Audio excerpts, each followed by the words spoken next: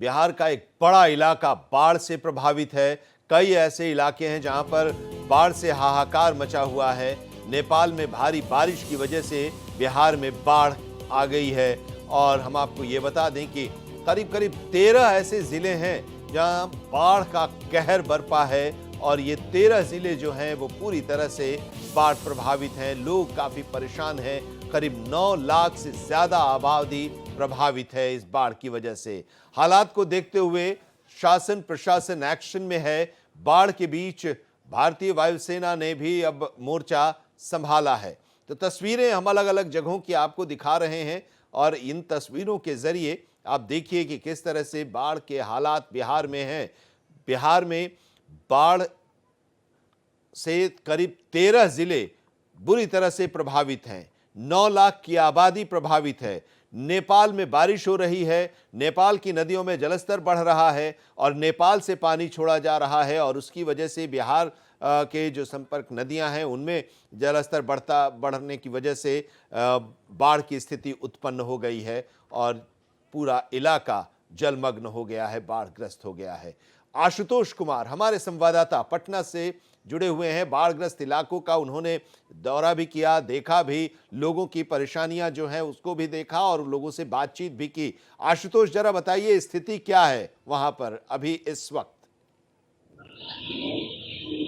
देखिए आनंद जी, 4 जिलों को प्रॉपर तरीके से हमने देखा, शिवहर, सीतामढ़ी, मुजफ्फरपुर और दरभंगा। इन 4 जिलों में हालात जो हैं वो सरकार के कंट्रोल से बाहर है।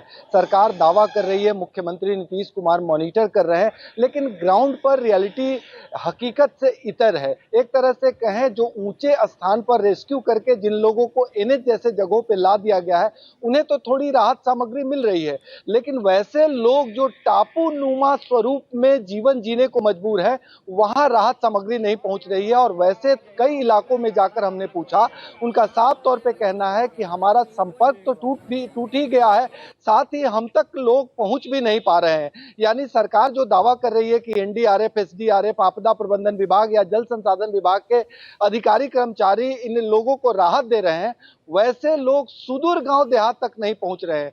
और यही वजह है कि कई जगह नाराजगी सामने आई है। कई जगह पीड़ितों के समक्ष जब अधिकारी पहुंचे तो लोगों ने अपनी नाराजगी प्रकट की, कई जगह विरोध भी किया, कई जगह अपने गुस्से का इजहार किया। तो आप समझ सकते हैं कि जो सड़क मार्ग जैसे ऊंचे स्थान यानी एनएच पे जो लोग अवस्थित है, यानी ऊंचा स्थान के नाम पर जिन्हें एनएच किनारे रखा गया है, उन तक तो राहत सामग्री पहुंच रही है, लेकिन सुदूर गांव देहात तक अभी भी राहत सामग्री नहीं पहुंच रही है। और इस बात को लेकर लोगों के मन में काफी गुस्सा है।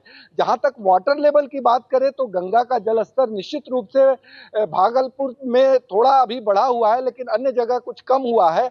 और बागमती की बात करें तो बागमती ने जिस तरह से उफान की स्थिति में गांवों तक पानी फ्लोट कराया, वो पानी अभी भी जमा है और लोगों को चिंता अपने सामानों के साथ साथ महामारी की सता रही है, क्योंकि जो पानी निचले स्तर तक पहुंचा है वहां पे जल जमाव की वजह से कई तरह की बीमारियां हो सकती है। जिन घरों को बर्बाद पानी किया है उन घरों का हालात त्राहिमाम वाली स्थिति है।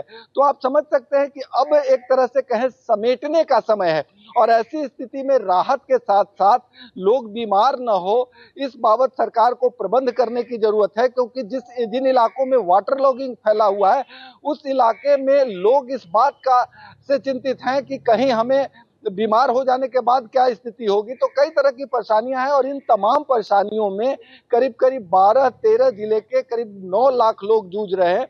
और ऐसे लोगों का मानना है कि सरकार को ग्राउंड पे आके काम करना चाहिए। पानी घटने के बाद जो एक हालात चीज अब ये है, होते हैं, सरकार की तरफ से कहा जा रहा है कि हम उन लोगों की परेशानियों को समझ रहे हैं और उन लोगों की परेशानियों को दूर करने की कोशिश भी की जा रही है। कल राजीव रंजन सिंह ललन सिंह का एक स्टेटमेंट भी हम देख रहे थे और सुन रहे थे, उसमें उन्होंने कहा कि जो मुख्यमंत्री राहत कोष है उस पर पहला हक आपदा प्रभावितों के लिए है और वो खोल दिया जाता है ऐसी परिस्थितियां जब आती हैं, और आप वहां से जो हकीकत है वो बता रहे हैं। भले सरकार का निर्देश है लेकिन अधिकारियों की वजह से उन तक वो पहुंच नहीं पा रहा है जो लोग बाढ़ से प्रभावित लोग हैं। दूसरी तरफ क्योंकि ये खतरा अभी टला नहीं ऐसा लग रहा है, क्योंकि बारिश नेपाल में हो रही है और नेपाल के नदियों का जलस्तर बढ़ रहा है और नेपाल से पानी जब छोड़ा जा रहा है तो फिर ये पूरा इलाका जलमग्न हो जा रहा है। ये भी अभी डर बना हुआ है आशुतोष।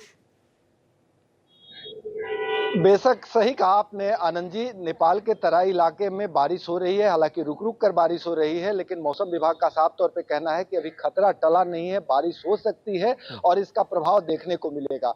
जहां तक कथनी और करनी के अंतर की बात करें, सरकार की मंशा पे सवाल नहीं खड़े किए जा सकते हैं, क्योंकि मुख्यमंत्री नीतीश कुमार लगातार तत्पर होकर कार्य कर रहे हैं, लेकिन ग्राउंड पे अधिकारी नहीं पहुंच रहे हैं, इस बात से भी इनकार नहीं किया जा सकता है। कल 2 दर्जन से ज्यादा गांवों में मैं जाकर लोगों का हाल पूछा, उन तमाम लोगों का कहना है कि यहाँ किसी भी तरह का अधिकारी नहीं पहुंचे हैं, ना तो राहत सामग्री दी गई है कोई और ना कम्युनिटी ही मदद किचन की किया गया व्यवस्था है क्या? जहां तक की बात कर देखिए, कई जगह सड़कों पे खास करके एनएच पर कम्युनिटी किचन के रूप में खिचड़ी दिया जा रहा है और लोगों की नाराजगी भी इस बात से है कि सिर्फ खिचड़ी दे दिया जा रहा है, ना तो हमें तन ढकने के लिए कपड़े दिए जा रहे हैं, ना ही तिरपाल दिया जा रहा है, इस तरह के आरोप है। लेकिन सुदूर गांव देहात, एक बार फिर से मैं दोहरा रहा हूं, सिर्फ सड़क पे इस तरह से राहत पहुंचा देना कोई बड़ी बात नहीं है। अगर हम एनडीआरएफ एसडीआरएफ की बात करें तो 12-13 गांव में घूमने के बाद मुझे पहली बार हेलीकॉप्टर के पास, जहां हेलीकॉप्टर गिरा हुआ है भारतीय वायुसेना का, उस दुर्गम इलाके में एनडीआरएफ एसडीआरएफ सेना के अधिकारी जरूर मिले, लेकिन जहां टोपोलैंड है, जहां पे ऊंचे स्थान पे लोग फंसे पड़े हुए हैं और वो एनएच तक नहीं पहुंचे हैं, वहां राहत नहीं पहुंचाई जा रही है। कई जगह